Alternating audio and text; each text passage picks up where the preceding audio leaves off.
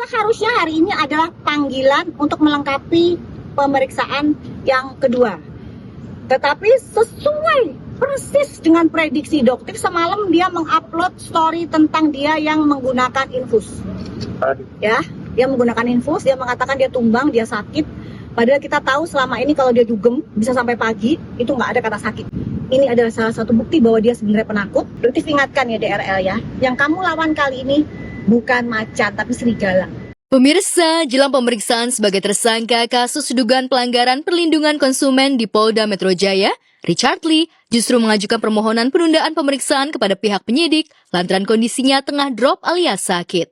Senin 19 Januari 2026 itu tepatnya pada hari ini. Tapi kondisi tersangka DRL juga dalam kondisi yang sakit. Pihak pengacara sudah mengirim surat kepada penyidik pada hari ini untuk diagendakan pada 4 Februari 2026 sehingga Sebelumnya, tanggal 7 Januari lalu, Richard Lee juga mendadak jatuh sakit akibat kelelahan setelah menjalani pemeriksaan hingga pihak penyidikan menghentikan pemeriksaan terhadap Richard Lee demi asas kemanusiaan. Benarkah Richard Lee akan kembali menjalani pemeriksaan pada 4 Februari mendatang? Sakitnya Richard Lee seolah sudah diduga oleh Doktif lantaran tiba-tiba saja seterunya itu memposting kondisinya yang tengah drop dengan tangan terinfus, padahal selama ini Richard Lee paling anti posting saat dirinya tengah jatuh sakit. Benarkah Richard Lee hanya berpura-pura sakit demi mengulur-ulur waktu agar tak ditahan? Seharusnya hari ini adalah panggilan untuk melengkapi pemeriksaan yang kedua. Tetapi sesuai persis dengan prediksi dokter, semalam dia mengupload story tentang dia yang menggunakan infus. Ya, dia menggunakan infus, dia mengatakan dia tumbang, dia sakit. Padahal kita tahu selama ini kalau dia dugem bisa sampai pagi, itu nggak ada kata sakit. Ini adalah salah satu bukti bahwa dia sebenarnya penakut. Yang kedua, meski diliputi rasa kecewa lantaran gagal mengawal pemeriksaan Richard Lee, namun Doktif dengan tegas memberikan pesan menohok dan meminta Richard Lee agar bertobat, bahkan mengingatkan sikapnya saat tengah berseteru dengan Kartika Putri, hingga sempat menuding Karput kena azab saat istri Habib Usman menderita sakit parah. tapi Doktif katakan ya, Doktif ingatkan ini kepada saudara DRL, kamu ingat perlakuan kamu terhadap Kartika Putri pada saat beliau terkena sakit, apa yang kamu katakan? Pada saat itu kamu katakan Kartika Putri terkena azab. Ya, saat ini Doktif kembalikan ke kamu. Kamu bukan sakit, itu adalah azab. Doktif pribadi tidak percaya, ini orang sangat manipulatif. Jadi ya silahkan, dan ini adalah dugaannya Doktif, ini strategi dari DRL. Untuk apa? Untuk menunggu Prapit. Doktif ingatkan ya DRL ya, yang kamu lawan kali ini bukan macan tapi serigala. Kegigihan Doktif mengawal pemeriksaan Richard Lee lantaran ia paham betul akan sosok Richard Lee yang dikenal sangat manipulatif serta akan melakukan berbagai cara agar dirinya bisa bebas dari jeratan hukum, diantaranya menawarkan uang damai ke Doktif sebesar 5 miliar. Seperti apa syarat damai yang diajukan Doktif kepada Richard Lee? Uang yang kamu tawarkan sebesar 5 miliar ke Doktif, itu Doktif tidak akan terima. Kembalikan ratusan miliar uang masyarakat yang sudah kamu ambil. Itu persyaratan damai. Jangan pernah memberikan Doktif uang damai di balik sembunyi-sembunyi di belakang masyarakat. Kalau bukti Doktif punya, tapi tidak mungkin Doktif sebutkan di sini, tapi yang jelas Doktif punya. Jadi semua yang Doktif katakan itu by data, by fakta. Pokoknya intinya ada ya, ada hal-hal seperti itu. Untuk kapannya tidak perlu Doktif jelaskan secara detail di sini. Jika beberapa kali Doktif bebas dari jeratan hukum meski berstatus tersangka, namun kali ini Doktif ingin memastikan jika Richard Lee akan masuk bui dan image kebal hukum yang mematahkan image Richard Lee yang katanya kebal hukum. Benarkah Doktif kembali melaporkan Richard Lee dengan laporan baru terkait dugaan pemalsuan plat nomor mobil mewah miliknya? Kebal hukum nggak ada, meskipun kamu itu dokter. Gitu loh. Udah, sekarang yuk kita berjalan di tracknya. Jangan ada lagi di sini, jangan ada permainan apapun. Kita akan bongkar sebongkar-bongkarnya, setransparan mungkin. Ya, jangan sampai ada sesuatu di belakang ini untuk. Sebelumnya, perihal Richard Lee yang kebal hukum juga sempat diungkapkan oleh Deddy Corbuzier. Kala itu, YouTuber berkepala Plompos ini menyebutkan berbagai fakta, diantaranya Richard Lee sempat membuat konten hoax terkait kerampokan yang terjadi di kliniknya, namun kasus tersebut seolah menguap begitu saja tanpa adanya kelanjutan proses hukum. Merasa tak lagi diperhatikan oleh Sarwenda, ibu sambungnya, penyanyi Bertrand Peto, kini memutuskan pindah rumah dan tinggal bersama Ruben Onsu ayahnya.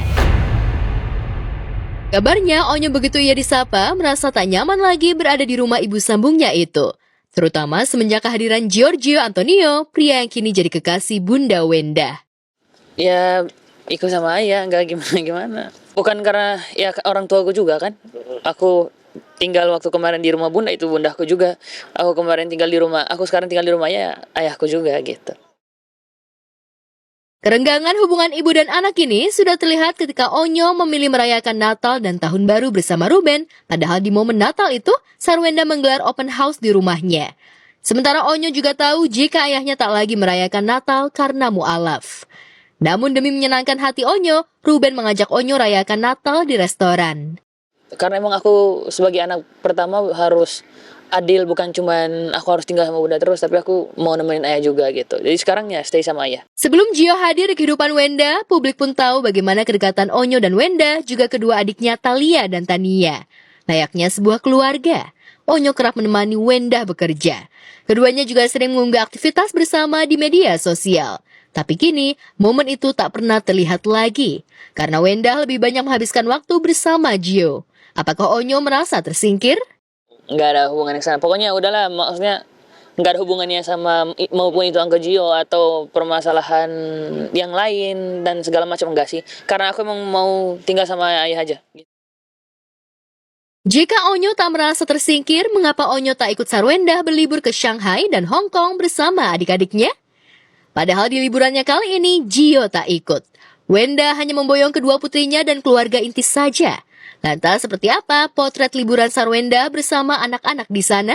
Nggak ikut liburan nih sama bunda sama adik-adik. Kenapa?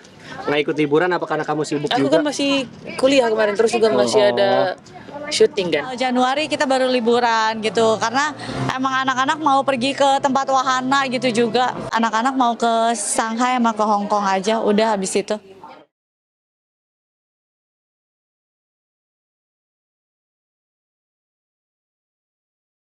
Sejumlah selebriti dan influencer tanah air ramai-ramai bernostalgia ke era 2016.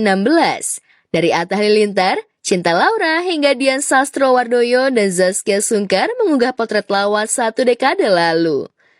Tak heran jika tren nostalgia itu jadi viral dan menarik perhatian netizen. Pasalnya, ada yang wajahnya glowing sejak dulu, tapi ada juga yang bikin pangleng hingga menuai komentar lucu. Lihat saja potret Cinta Laura, wajah bulenya sama glowing dengan 10 tahun lalu. Rambutnya pun tetap pirang.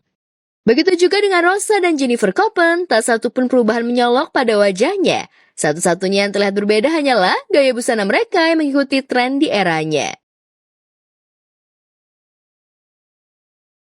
Sementara bintang film Dian Sastrowardoyo justru mengunggah foto lawas 2 dekade lalu, 2016 dan 1996. Saat itu, ia masih remaja dan mengikuti Gadis Sampul. Namun bintangnya sudah terpancar di wajahnya. Melihat foto lawas Dian, netizen pun meninggalkan komentar lucu. 96, baru nyampe dunia aku, Kak.